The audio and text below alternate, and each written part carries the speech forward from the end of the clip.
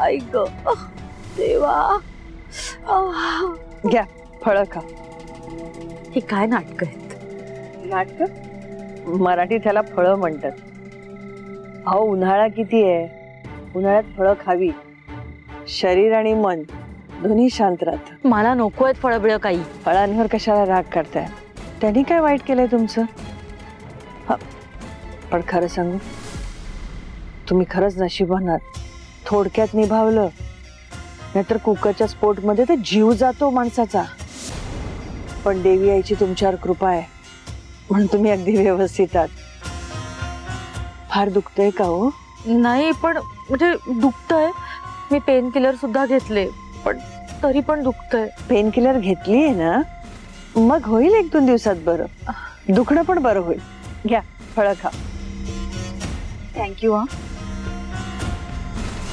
Thank you काय त्याच्यात, मला खायची होती म्हणून मी चिरली होती. म्हटलं तुम्ही बसलात, तुम्हाला पण द्यावी. अरे वा, तुमची साडी खूप आवडली मला, खूपच छान आहे. कुठून घेतली?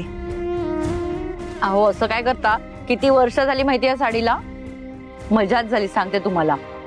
काय झालं, आम्ही मैत्रिणी दादरला शॉपिंगला गेलो. म्हणजे मला काही घ्यायचं नव्हतं, पण दुकानात गेल्यावर इतक्या साड्या बघितल्यावर शीला राहिली बाजूला. माझी मैत्रीण शीला ती राहिली बाजूला. मीच 3 साड्या घेतल्या, त्यातलीच ही. खरंच पण शॉपिंग करण्याची मजा वेगळीच असते, पण त्याला ना आवड असावी लागते. हे बरोबर बोललात तुम्ही.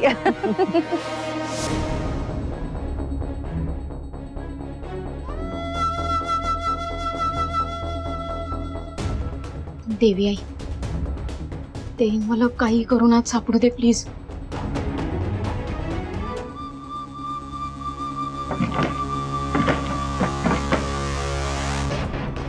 चावी कुठे ठेवली असेल याची?